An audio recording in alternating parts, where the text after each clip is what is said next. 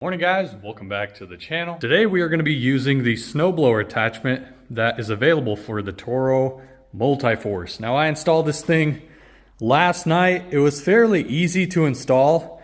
However, I do have some questions for some experts out there, which I think it is a redesign of the high flow, but you guys let me know. So I installed the Snowblower. It was pretty easy. I didn't really have to do a lot other than install these stoppers here on both the left and the right, and install this brace here that mounts to the left and the right frame. I had this cable that I had to route behind here, and route your cable first before you install it onto the frame. The instructions say you do it the other way, which makes no sense. And then also they said this washer here was in the middle of these control arms, and they said to discard of the washer. Well, if I didn't install the washer, then my bracket, this bolt here, which is still kind of touching, it was like really bending this eyelet. So I installed the washer there to kind of give it space. That's just what I had to do. And then you stretch this back all the way, while also making sure that your lever is pushed all the way back. What the lever does is it controls the chute. So if I take my arm and move it all the way back, you'll see, and this is kind of tough to do, you'll see it go up, and then if I push it forward, it's going to bend it forward. I think I might have to make an adjustment so it's not super hard. And the adjustment's going to be to move this bracket a little bit forward. But it just connects to the hitch. Does not have a quick attach. I wish it did, but I really wish I had my quick attach. 2 hydro lines for your for your low flow. And then this is where I kind of ran into an issue. So you have 3 hydro lines, 2 big ones and a thinner one. And when I installed my high flow, mine didn't have another hydraulic connector. Well, in this thing here, here's an additional line, but I don't have anywhere to plug it in. So I tested this snowblower yesterday on about 2 inches. And actually had a leak. This whole hose was loose. So I had to grab a 9/16, I think it was, or 1/2 inch or something wrench, and tighten up this nut, because this whole thing was free spinning and oil was gushing out of here. I'm like, oh no, that's not good. So I tightened that up, and then I was constantly checking here to make sure no oil was coming out.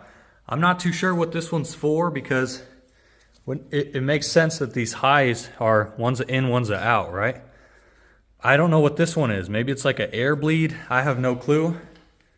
But so far, it worked pretty good. I had to make some adjustments to the skid, or to the plates, to the shoes, and that's pretty much all the adjustments I needed to make. Also, real quick, when you do install your high flow hydraulics, remember to run the belt.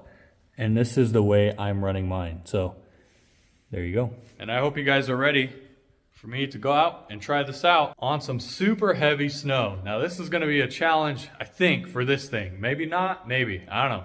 We got like 4 or 5 inches of heavy snow. I wanna see how well this thing handles it.